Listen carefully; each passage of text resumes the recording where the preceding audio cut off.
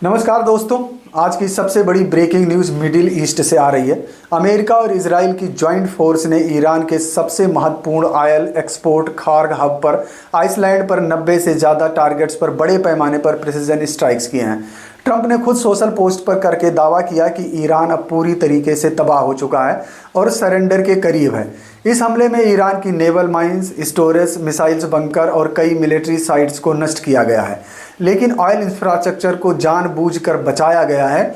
इसके बाद ट्रंप ने चीन, फ्रांस, ब्रिटेन समेत सहयोगी देशों से अपील की कि हार्मुज स्ट्रेट्स को खुला रखने के लिए वॉरशिप भेजें, वरना अमेरिका खुद ईरान के तट पर और बड़े हमले करेगा। ये युद्ध अब तीसरे हफ्ते में एंटर कर चुका है और ग्लोबल इकानमी पर इसका भारी असर पड़ रहा है। सीज फायर पर चर्चा के दौरान ईरान अमेरिका ने साफ किया कि अमेरिका इजराइल के हमलों के शुरू हुए ईरान युद्ध को रोकने के लिए मध्य पूर्वी देशों की मध्यस्थता को डोनाल्ड ट्रंप के प्रशासन ने ठुकरा दिया है। ईरान ने भी साफ कहा है कि जब तक हमले बंद नहीं होते वो युद्ध विराम नहीं मानेगा। खार्ग द्वीप पर अमेरिकी हमलों से स्ट्रेट ऑफ हार्मुज बंद होने से तेल कीमतें बढ़ गई हैं।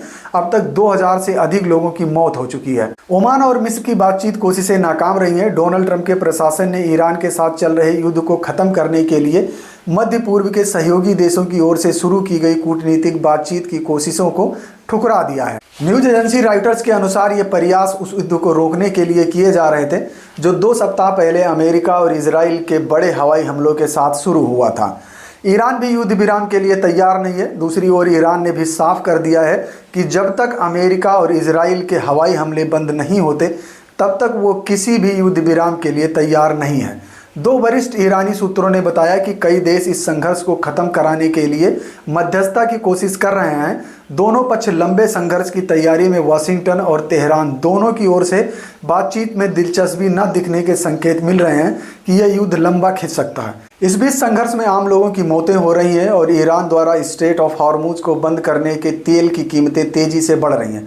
दोस्तों, हार्मुज स्ट्रेट अब दुनिया का सबसे हॉट स्पॉट बन चुका है। ईरान ने इस महत्वपूर्ण जलमार्ग को प्रभावी रूप से बंद कर दिया है, जहां दुनिया का 20% ऑयल और एलएनजी गुजरता है। पिछले 2 हफ्तों में 22 से ज़्यादा सिविलियन टैंकर और कंटेनर शिप्स को अटैक हुए हैं। क्रू मेंबर बेहद डरे हुए हैं। ट्रंप ने कहा कि अगर ईरान ने अटैक जारी रखे तो अमेरिका ईरान के तट को बॉम्ब हेल कर देगा। इस वजह से ऑयल प्राइस में तेजी से उछाल आया और $200 प्रति बैरल पहुंचने की आशंका जताई जा रही है। दुनिया भर में एनर्जी क्राइसिस और फूड क्राइसिस की चेतावनी जारी हो रही है। अच्छी खबर भारत के लिए, ईरान ने दोस्त भारत को स्पेशल परमिशन दी है। 2 बड़े इंडियन एलपीजी टैंकर जिनमें कुल 92,700 टन गैस लदी हुई है हार्मुज स्ट्रेट से सुरक्षित गुजर रहे हैं।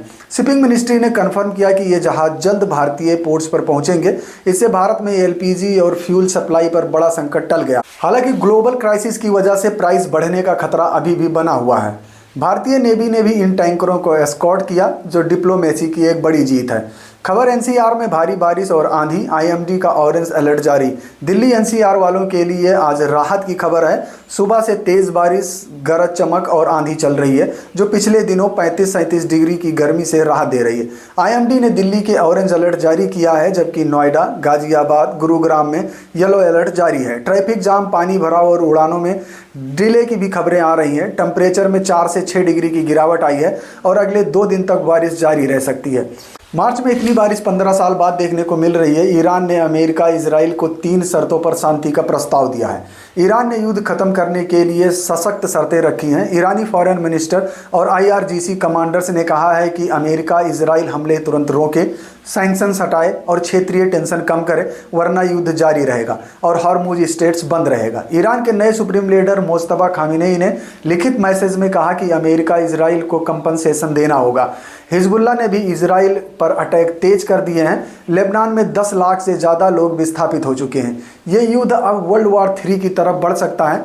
हार्मुज क्राइसिस से एविएशन फ्यूल महंगा होने का असर भारत में भी दिख रहा है। आकाशा एयर ने घरेलू फ्लाइट्स में 199 से 1300 रुपये तक फ्यूल सरचार्ज लगा दिए हैं। इंटरनेशनल फ्लाइट्स और ज़्यादा बढ़ोतरी हो सकती है। इंडस्ट्री का अनुमान है कि अगर स्ट्रेट बंद रहा तो टिकट प्राइस 20 से 30% तक बढ़ सकते हैं। यात्रियों को महंगे टिकट और डिले का सामना करना पड़ रहा है। ये ग्लोबल एनर्जी क्राइसिस का डायरेक्ट इम्पैक्ट। इसराइल में ईरानी मिसाइल अटैक, सेंट्रल इसराइल प्रभावित। ईरान ने आज सुबह सेंट्रल इसराइल पर मिसाइल बैराज किया। होलोन इलाके में 2 लोग घायल हुए। आईडीएफ के आयरन डोम और एरो सिस्टम ने ज़्यादातर मिसाइलों को रोका, लेकिन रिपोर्ट्स है कि इंटरसेप्ट की कमी हो रही है। गल्फ देशों यूएई, सऊदी, कुवैत ने भी ईरानी ड्रोन को और मिसाइल्स को इंटरसेप्ट किया है। ये अटैक युद्ध के 16वें दिन हुए हैं। टेंशन और बढ़ गई है। अमेरिकी एम्बेसी बगदाद में भी अटैक की खबरें आई हैं। अगली खबर भारत से। पीएम मोदी ने एनएक्सटी 2026 में कहा भारत अगले लेवल पर पहुंच रहा है। प्रधानमंत्री नरेंद्र मोदी ने एनएक्सटी 2026 इवेंट में बड़ा बयान दिया है। उन्होंने कहा कि भारत अब next level of global influence में एंटर कर रहा है। महात्मा गांधी की दांडी यात्रा की तुलना करते हुए विकसित भारत का रोड मैप बताया। 2030 तक भारत को डेवलप्ड नेशन बनाने का लक्ष्य दोहराया। यह इवेंट भारत को ग्लोबल पोजीशन को मजबूत करने वाला है। ऑयल प्राइस स्पाइक से फूड और एनर्जी क्राइसिस की आशंका है। भारत ने रशियन ऑयल की डिमांड की फिर बढ़ा दी है ताकि सप्लाई चेन बनी रहे। आज की बड़ी ब्रेकिंग न्यूज़ उत्तर प्रदेश के संभल से आ रही है, जहां इलाहाबाद हाई कोर्ट ने रमजान के दौरान मस्जिद में नमाज पढ़ने वालों की संख्या को सीमित करने वाले प्रशासनिक आदेश को पूरी तरीके से खारिज कर दिया। याचिकाकर्ता मुनाजिर खान ने कोर्ट में बताया कि गाटा संख्या 291 पर स्थित मस्जिद में पिछले साल फरवरी में हो रही पुलिस प्रशासन ने केवल 20 लोगों को ही नमाज अदा करने की इजाज़त दी थी, जबकि रमजान में बड़ी संख्या में नमाजी इकट्ठा होने की उम्मीद रहती है। कोर्ट ने सख्त टिप्पणी करते हुए कहा कि कानून व्यवस्था बनाए रखना राज्य सरकार की जिम्मेदारी है। अगर संभल के डीएम राजेंद्र पेंसिस और एसपी को लगता है कि ज़्यादा नवाजियों से कानून व्यवस्था बिगड़ सकती है तो या तो वो इस्तीफा दे दे या संभल से ट्रांसफ़र मांग ले, क्योंकि वे कानून का राज लागू करने में सक्षम नहीं है। कोर्ट ने स्पष्ट किया कि अगर जगह निजी संपत्ति है तो धार्मिक उपासना के लिए किसी अनुमति की जरूरत नहीं होती है और सरकार को शांतिपूर्ण तरीके से सबको पूजा नमाज का अधिकार सुनिश्चित करना होगा। प्रशासन ने कानून व्यवस्था का हवाला देकर 20 की लिमिट लगाई थी, लेकिन हाई कोर्ट ने इसे गलत ठहराते हुए आदेश रद्द कर दिया और मामले की अगली सुनवाई 16 मार्च को तय की गई है। यह फैसला धार्मिक स्वतंत्रता और प्रशासनिक जिम्मेदारी पर बड़ा संदेश है, खासकर रमजान के महीने में। अब बढ़ते हैं अगली खबर की तरफ। 13 मार्च 2026 को लखनऊ के इंदिरा गांधी प्रतिष्ठान में सामाजिक परिवर्तन दिवस कार्यक्रम के दौरान कांग्रेस नेता राहुल गांधी ने एक बड़ा बयान दिया। उन्होंने कहा कि अगर भारत के पहले प्रधानमंत्री जवाहरलाल नेहरू जिंदा होते तो दलित नेता और बहुजन समाज पार्टी के संस्थापक काशीराम को कांग्रेस की ओर से उत्तर प्रदेश का मुख्यमंत्री बनाया जाता। राहुल गांधी ने आगे कहा कि कांग्रेस ने उस समय ठीक से काम किया होता तो काशीराम को अलग संघर्ष करने की जरूरत नहीं पड़ती और नेहरू उन्हें सीएम बनवाते।